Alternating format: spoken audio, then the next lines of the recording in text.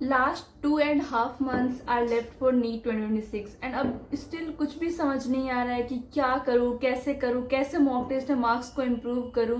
Revision भी start कर दिया लेकिन फिर भी मॉक टेस्ट में स्कोर इम्प्रूव नहीं हो रहा है। लास्ट के 70-75 डेज बचे हैं, तो अब इन डेज को कैसे यूटिलाइज करूँ, कैसे प्रॉपर स्टडी करूँ, कैसे रिविजन करूँ कि मॉक टेस्ट में मेरे मार्क्स इम्प्रूव हो जाए। So hello everyone, this is Jyoti, welcome back to the channel. So आपके सारे डाउट्स को क्लियर करना और आपके मॉक टेस्ट में कैसे मार्क्स को इम्प्रूव करना है, उसके लिए इस वीडियो को आप एंड तक देखना एंड कुछ भी मिस नहीं करना। जो भी बता रही हूँ उसको सिंसियरली फॉलो करना अगर आप चाहते हो कि आपके मॉक टेस्ट में मार्क्स इम्प्रूव हो और मॉक टेस्ट के साथ साथ आप नीट में भी बहुत अच्छा स्कोर करो। पहला एक इम्पॉर्टेंट चीज है कि हमारे मॉक टेस्ट में मार्क्स इम्प्रूव क्यों नहीं हो रहे, रीजन क्या है। तो उसके 4 मेजर रीजन है जिसकी वजह से आपके मॉक टेस्ट में मार्क्स इम्प्रूव नहीं हो रहे हैं। पहली चीज कि आप रिवीजन अच्छे से नहीं कर रहे हो, रिवीजन कर तो रहे हो लेकिन प्रॉपर अच्छे से जैसे करना चाहिए वैसे नहीं कर रहे हो। दूसरी चीज कि आप बहुत मिस्टेक करते हो मॉक टेस्ट के टाइम पे। थर्ड कि आप जब मॉक टेस्ट देते हो तो उसमें टाइम मैनेज बिल्कुल नहीं करते हो और जल्दीबाजी के चक्कर में बहुत सारे क्वेश्चन गलत करते हो, बहुत सारे क्वेश्चन को छोड़ देते हो। मतलब क्या बेस्ट तरीका है मॉक टेस्ट को अटेम्प्ट करने का वो आप समझ नहीं पा रहे हो। लास्ट एंड फोर्थ चीज कि कब कैसे कितने मॉक टेस्ट देने हैं नीट 2026 के पहले एंड कैसे इसकी प्रॉपर एनालिसिस करनी है। पहले बात करते हैं कि फर्स्ट रीजन मैंने बोला कि आप रिवीजन प्रॉपर नहीं कर, रिवीजन अच्छे से नहीं कर। सपोज आप एवरी संडे मॉक टेस्ट देते हो लेकिन आप रिवीजन प्रॉपर नहीं कर पा रहे हो, तो आपको क्या करना। मान लो आपको हर संडे टेस्ट देना है, हर संडे आपका मॉक टेस्ट शेड्यूल्ड है, तो आपको मंडे से ही अपनी प्रिपरेशन को स्टार्ट करना है। ऐसा नहीं करना कि आपका सिलेबस कंप्लीट नहीं है बाकी सारा, तो वो आप मंडे टू वेडनेसडे पढ़ रहे हो, उसके बाद थर्सडे टू सैटरडे आप मॉक टेस्ट की प्रिपरेशन कर रहे हो, तो ऐसा बिल्कुल नहीं चलेगा। अगर आपका सिलेबस कंप्लीट नहीं है तो आपको मॉक टेस्ट के रिवीजन और सिलेबस कंप्लीशन को साथ साथ मैनेज करना होगा। उसके लिए अच्छे से टारगेट बनाओ। अगर टारगेट बनाने में कोई भी प्रॉब्लम आ रही है तो आप मुझे टेलीग्राम पर डीएम कर सकते हो। अगर आप पार्ट सिलेबस टेस्ट दे रहे हो तब तो आपको मंडे से प्रिपरेशन स्टार्ट करनी है, अगर हर संडे आपके टेस्ट होते हैं। लेकिन अगर आप फुल सिलेबस टेस्ट दे रहे हो तो फिर कैसे मंडे से स्टार्ट करें और कैसे पूरे सिलेबस को रिवाइज करना है, संडे को मॉक टेस्ट भी देना है। तो आपको मैंने लास्ट वीडियो में बताया था कि 15 डेज का टारगेट है रिवीजन का, तो वो आपको 15 डेज तक फॉलो करना है। देन आपको फर्स्ट रिवीजन कंप्लीट होने के बाद एक मॉक टेस्ट देनी है। उसके बाद जब आप सेकंड रिवीजन स्टार्ट करोगे तब आपको रिवीजन करते रहना है और बीच में जब भी संडे है आपको मॉक टेस्ट अटेम्प्ट करने हैं, फुल सिलेबस मॉक टेस्ट ही देने हैं। जब भी आप मॉक टेस्ट देते हो तो ट्राई किया करो कि हमेशा ऑफलाइन मोड में ही दो। अगर आपने ऑनलाइन बैच लिया है या ऑनलाइन प्लेटफॉर्म से पढ़ाई करते हो तो आप, अगर आपके पास पीडीएफ है टेस्ट पेपर का, तो आप उसको प्रिंट कराओ और घर पर खुद से टाइम सेट करके खुद से पेपर अटेम्प्ट करो और ओएमआर का भी यूज करो। फिर इसके शॉर्ट नोट्स बना लेना बहुत इंपॉर्टेंट है। अगर नहीं बनाया अभी तक तो अभी भी टाइम है, बना लो। डेली आपको 10-15 मिनट में एक चैप्टर फिर इसके हो जाते हैं, तो शॉर्ट नोट्स आपके लिए बहुत बेनिफिट होगा। तो शॉर्ट नोट्स होने ही चाहिए हर नीट एस्पिरेंट्स के पास। देन बायो में आपको एनसीईआरटी को थॉरली रीड करना है और पहले ही मैंने बताया है कि जब भी आप एनसीईआरटी पढ़ते हो तो आपको एक बार तो उस चैप्टर की समरी पढ़नी ही है। उसके बाद आप हाईलाइट कर लो और बार बार आपको समरी नहीं पढ़नी है, सिर्फ एक बार कंप्लीट समरी पढ़ो। पूरा चैप्टर के बाद आपको समरी पढ़नी है और जो भी ऐसे पॉइंट मिलते हैं समरी में जो चैप्टर्स में नहीं है बस वो हाईलाइट कर लो। एंड वही अगर आप नेक्स्ट टाइम रिविजन करते हो तो आपको समरी में सिर्फ वही पॉइंट पढ़ने। सेकेंड रीजन बताया था कि मॉक टेस्ट में बहुत मिस्टेक्स करते हो। तो यार मॉक टेस्ट में टाइम लिमिट रहता है या नीट में भी टाइम लिमिट रहता है, जिसकी वजह से अपन जल्दीबाजी के चक्कर में बहुत सारे क्वेश्चन को गलत कर देते हैं। आते हुए क्वेश्चन भी गलत हो जाते हैं, सिली मिस्टेक्स हो जाती हैं। कॉन्सेप्चुअल मिस्टेक तो समझ आता है लेकिन सिली मिस्टेक्स जो अपन ऐसे ही कर देते हैं, फालतू में नंबर कट जाते हैं, उसके लिए बहुत बुरा लगता है। सो सिली मिस्टेक्स को कम करने के लिए आपको क्या करना है कि बहुत सारा क्वेश्चन प्रैक्टिस करना होगा। अभी मॉक टेस्ट दे रहे हो आप तो अभी से डरो मत। जब भी आप मॉक टेस्ट देते हो तो प्रॉपर एनालिसिस करो पेपर की कि आपने कौन से सिली मिस्टेक्स करे हैं, कौन से कॉन्सेप्चुअल मिस्टेक करे हैं। अपने कॉन्सेप्ट्स को क्लियर करो। सिली मिस्टेक्स हो रहे हैं तो कौन से चैप्टर से हो रहे हैं या किस टॉपिक से हो रहे हैं, या क्वेश्चन प्रैक्टिस ज्यादा करोगे टाइम को सेट करके कि 30 मिनट में मुझे बायो के 90 क्वेश्चन या 60 क्वेश्चन करने हैं, तो वैसे वैसे आप लिमिट सेट करो। खुद के लिए टारगेट बनाओ, छोटे छोटे टारगेट से स्टार्ट करो, एक ही बार बड़ा टारगेट मत लो।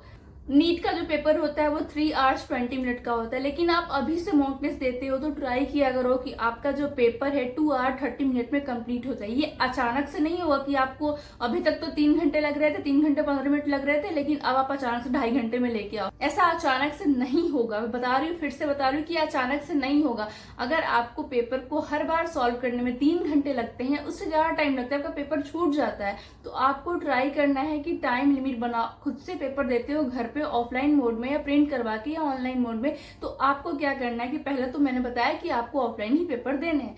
दूसरी चीज कि आप टाइम सेट कर लो, अलार्म लगा लो कि मुझे इतने पेपर को कंप्लीट कर लेना है, और जितने क्वेश्चन आपके अभी छूट जा रहे हैं छोड़ दो उसको, लेकिन टाइम को सेट करो। उसी टाइम बाउंड में आपको सारे क्वेश्चन को अटेम्प्ट करने हैं। अभी से प्रैक्टिस करोगे तो नीट में जल्दी भी कर लोगे, क्योंकि वहां टाइम वेस्ट बहुत होता है। और अगर आप अभी से 2.5 घंटे सेट करके चलोगे तो तब जाके वहां पे 3 घंटे में आपका पेपर पूरा कंप्लीट होगा, और आपके पास फिर जो भी टाइम बचेगा उसमें आप एक बार पेपर को गो थ्रू कर सकते हो, जिससे आपको कोई भी क्वेश्चन छूटा हो या कुछ भी आपने गलत किया हो तो वो आप सही कर सकते हो। जब भी मॉक टेस्ट देते हो तो आप 2 से 5 PM जो नीट का टाइमिंग होता है उसी टाइम पे ट्राई किया करो कि मॉक टेस्ट दो, और मॉक टेस्ट जिस दिन देते हो उसी दिन आप अपने मॉक टेस्ट की प्रॉपर एनालिसिस करो कि आपने क्या क्या मिस्टेक करी है। अगर कोई कॉन्सेप्चुअल मिस्टेक है तो अपने कॉन्सेप्ट्स को क्लियर करो, कोई सिली मिस्टेक से तो क्वेश्चन प्रैक्टिस की रिक्वायरमेंट है।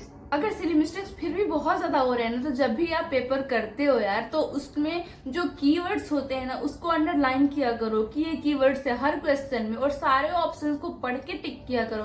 ऐसा नहीं कि क्वेश्चन पढ़ लिया और जो फर्स्ट आंसर है वही सही लग रहा है तो उसके आगे का कोई ऑप्शन अपन ने पढ़ा ही नहीं, तो सारे ऑप्शन को पढ़ो। हो सकता है कि आपको 2 ऑप्शन करेक्ट मिल जाए, लेकिन आपने क्वेश्चन में नॉट नहीं पढ़ा, वो कीवर्ड होता है अपना, तो कीवर्ड पर ध्यान दो, अंडरलाइन करके पढ़ा करो क्वेश्चन को। तीसरी चीज की नीट से कितने मॉक टेस्ट अपने को देने चाहिए। तो यार अभी अगर आपका सिलेबस इनकम्प्लीट है या पूरा कंप्लीट हो गया, फुल सिलेबस मॉक टेस्ट देना है, तो आप एवरी संडे स्टार्ट कर सकते हो। लेकिन अगर आपका सिलेबस कंप्लीट नहीं है या पार्ट सिलेबस दे रहे हो तो आप किसी भी टेस्ट सीरीज को फॉलो कर रहे हो तो उसको फॉलो करो। लेकिन अगर आपके पास कोई टेस्ट सीरीज फॉलो नहीं कर रहे हो तो आप क्या करो कि अपने सिलेबस को कंप्लीट तो करना है, लेकिन अल्टरनेट संडे आप दे सकते हो मॉक टेस्ट। लेकिन अप्रैल में हर संडे या वीक में 2 मॉक टेस्ट देना स्टार्ट कर देना, क्योंकि उसके बाद अपने पास टाइम नहीं रहेगा कि आप सिलेबस को कंप्लीट करो।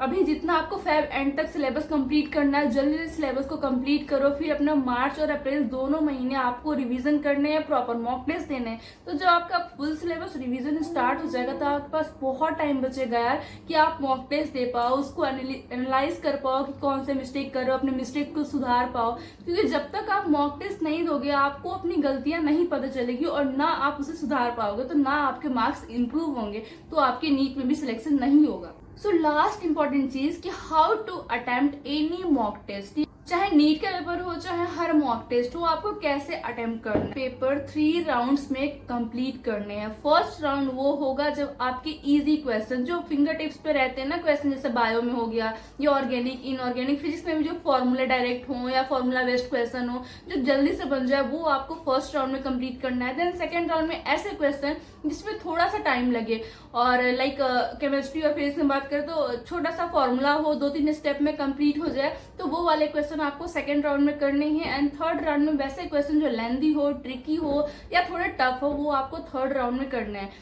और आप जब फर्स्ट राउंड कंप्लीट कर लेते हो तो उस टाइम आपको फर्स्ट राउंड करने के बाद ओएमआर की फिलिंग कर लेनी है, सेकंड राउंड करने के बाद आपको ओएमआर फिलिंग करनी है, एंड थर्ड राउंड जब आप करते हो तो आपको हर क्वेश्चन करना है और उसी टाइम ओएमआर की फिलिंग करनी है। थर्ड राउंड में आपको वेट नहीं करना है कि तीसरी राउंड कंप्लीट हो जाने के बाद आप ओएमआर की फिलिंग करोगे, क्योंकि टाइम नहीं बचेगा। तो फर्स्ट राउंड सेकंड राउंड के बाद आपको ओएमआर की फिलिंग करनी है, लेकिन थर्ड राउंड में आप हर एक क्वेश्चन को करते जाओ और ओएमआर की फिलिंग साथ के साथ किया करो। ये अचानक से सब कुछ नहीं सुधरेगा, तो अभी से ट्राई करो। 2-2.5 महीने हैं अभी भी, तो नीट में बहुत अच्छा स्कोर कर सकते हो। छोटी छोटी गलतियों पर ध्यान दो, क्या मिस्टेक कर रहे हो, अपने मिस्टेक को सुधारो, एनालाइज करो। जब तक आप मॉक टेस्ट नहीं दोगे, मॉक टेस्ट की एनालिसिस नहीं करोगे, तब तक आपके मार्क्स इंप्रूव बिल्कुल नहीं होने वाले हैं। अगर आप ऐसा सोच रहे हो कि बस सिलेबस कंप्लीट कर लो, एक भी मॉक टेस्ट नहीं देना है, सिलेबस मेरा कंप्लीट नहीं है तो अभी से मॉक टेस्ट देगी कोई मतलब नहीं है, पहले सिलेबस को कंप्लीट कर लेती हूँ फिर मॉक टेस्ट दूंगी, तो यार बहुत लेट हो जाओगे। और अभी से मॉक टेस्ट दोगे तभी जितने चैप्टर पढ़ा है उस चैप्टर में भी क्या गलती करो, मान लो आपने बहुत सारे चैप्टर पढ़ लिए, मान लो कोई एक चैप्टर है जो आपको बहुत अच्छे से याद है, लेकिन फिर भी उसके क्वेश्चन जब आप करने जाओगे तो गलत कर दोगे, तो कोई मतलब नहीं है, कोई सेंस नहीं बनता कि आप बस पढ़ते जाओ, ना मॉक टेस्ट दे रहे हो ना मॉक टेस्ट की एनालिसिस कर रहे हो। तो आपको दोनों चीजें करनी है, मॉक टेस्ट भी देने हैं, रिविजन भी करनी है एंड प्रॉपर एनालिसिस भी करनी है अपने मिस्टेक्स की। जब तक मिस्टेक सुधारोगे नहीं, जब तक आपके मॉक टेस्ट से मार्क्स इंप्रूव नहीं होंगे। सो ये था हमारा आज का वीडियो, जिसमें अपन ने बात किया कि अपने मॉक टेस्ट के मार्क्स को कैसे इम्प्रूव करना है। स्टिल आपको कोई भी डाउट हो नीट 2026 से रिलेटेड या कुछ भी प्रॉब्लम आ रही हो, तो आप मुझे शेयर कर सकते हो, टेलीग्राम पर मैसेज कर सकते हो या कमेंट कर सकते हो। Thank you.